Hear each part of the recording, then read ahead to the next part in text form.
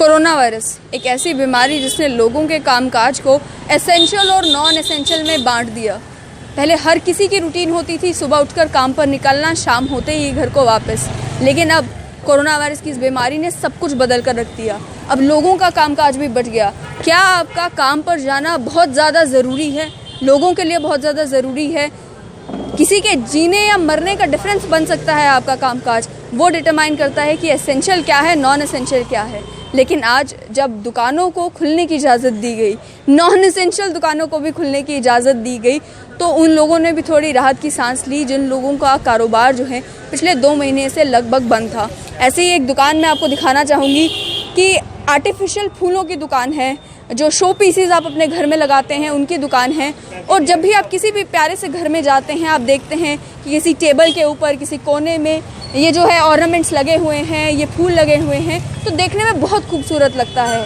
लेकिन इस समय, जिस समय लोगों के पास इतना पैसा नहीं है कि वो अपना घर भी ठीक से चला सकें, उस समय वो लोग जिन्होंने ये दुकानें खोली हैं उनका क्या हाल है? क्या लोग आज भी ये फूल खरीदने के लिए अपने घर से बाहर निकल रहे हैं? आए जानते हैं। आपका नाम? वीरेंद्र प्रताप। आप कहाँ से हैं?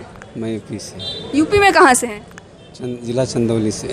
तो कितने साल हो गए आपको जम्मू में ये दुकान चलाते? 30-35 साल हो गया। 35 साल से आप यहाँ पे दुकान चला रहे हैं। तो आज दुकान खुली है, पिछले 2 महीने में पहली बार दुकान खुली है। लोग आ रहे हैं सामान खरीदने? नहीं, कोई नहीं आ रहा। सुबह से एक भी बिक्री नहीं हुई? कोई नहीं, कोई भी नहीं आया। कोई नहीं आया। तो जब 2 महीने लॉकडाउन था, हमने देखा कई सारे लोग जो हैं वो अपने घर यूपी, बिहार, चेन्नई पैदल वापस जा रहे थे। आप वापस नहीं गए? आपने वापस जाने के बारे में नहीं सोचा? नहीं, मैं तो नहीं गया। आपको राशन मिला लॉकडाउन के समय में? राशन तो नहीं मिला। तो आपने घर किस तरीके से अपना घर चलाया? ऐसे चलाए, उधार नगद करके चलाए। उधार लेके चलाया। उधार। ठीक है। परिवार में कितने लोग हैं? 4 बंदे। 4 लोग हैं। बच्चे हैं? 2 बच्चे, मियां बीवी। बच्चे भी कुछ काम करते हैं, पढ़ाई करते हैं? पढ़ाई करते हैं। तो वो क्योंकि स्कूल भी बंद था, कॉलेज बंद था, सब कुछ बंद था, तो उन्होंने पढ़ाई किस तरीके से की? छुट्टियाँ थी, कुछ पढ़ाई नहीं? छुट्टी पढ़ाई कोई नहीं हुआ। पढ़ाई सब, कॉलेज बंद था, सब कुछ बंद था, हड़ताल था। तो लॉकडाउन के चलते कई सारे खर्चे होते हैं घर के, खाने पीने का खर्चा होता है, दवाइयों का खर्चा होता है। तो वो कितना उधार आपके ऊपर इकट्ठा हो गया होगा जो अब वापस देना है? 20-25 हज़ार, 30 हज़ार के लगभग हो गया। 20-25 हज़ार। 20-25 हज़ार। ऐसे जब दुकान चलाते थे एक दिन में कितनी बिक्री हो जाती है? बिक्री दिहाड़ी बना लेते थे, 400-500-700 बना लेते थे, 400-500 बना लेते थे। हाँ, 400-500 बना लेते थे, उससे हमारा काम चल जाता था। तो ये दुकान किराए पर है या अपनी दुकान है? ऐसे किराए पे। किराए पर है, तो इसका भी किराया देना है? हाँ। तो पिछले जब 2 महीने दुकान बंद रही तब तो किराया नहीं मांगा गया आपसे? नहीं, कोई नहीं। तब नहीं मांगा गया। लेकिन अब वो 2 महीने का किराया बाद में आपसे वसूला जाएगा? वो नहीं देना है। नहीं देना है। तो थोड़ा मतलब राहत मिली है कि कम से कम किराए के पैसे बच जाएंगे? बच जाएंगे किराए के पैसे। तो आपको लगता है कि क्योंकि लोगों के पास भी जैसे आपकी मजबूरियां हैं, लोगों की भी मजबूरी हैं, क्या आपको लगता है कि ये फूल खरीदने के लिए, ये चिड़ियाँ खरीदने के लिए, ये सामान खरीदने के लिए लोग आएंगे? वो मुश्किल लग रहा है। मुश्किल लग रहा है। तो अभी तो कोई मुश्किल है, बाद में आगे काम चल पड़ेगा। तो 35 साल हो गए आपको जम्मू शहर में। पहले भी 5 अगस्त था, 5 अगस्त के चलते भी दुकानें बंद थी। कहीं और जगह करते थे, कोई फेरी लगाते थे कहीं। तो पहले कभी ये हाल देखा है जम्मू शहर का? कोई नहीं, ऐसा हाल कभी नहीं देखा। तो आज मार्केट देख रहे हैं, मार्केट खाली नजर आ रही है? खाली नजर, बहुत बिल्कुल खाली। बिल्कुल खाली नजर आ रही है। सरकार से क्या गुहार लगाएंगे?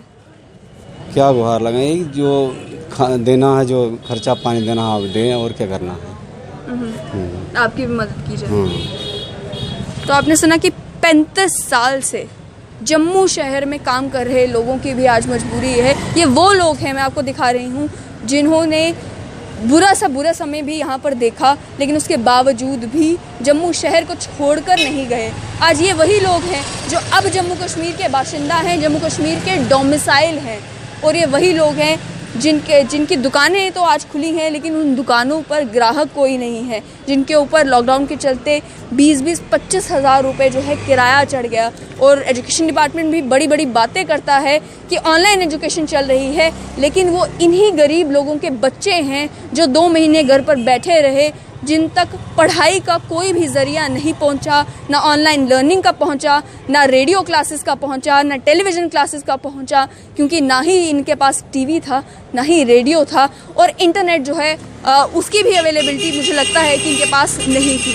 तो आज दुकानें तो खुली हैं, लेकिन आज के समय में भी ऐसी कुछ दुकानें हैं जिन दुकानों पर लोग नहीं हैं, जिन दुकानों के खुलने के बावजूद भी इन लोगों को अभी परेशानी का सामना कुछ देर और करना पड़ेगा, जब तक ये कोरोना वायरस की महामारी से हम जंग जीत नहीं जाते।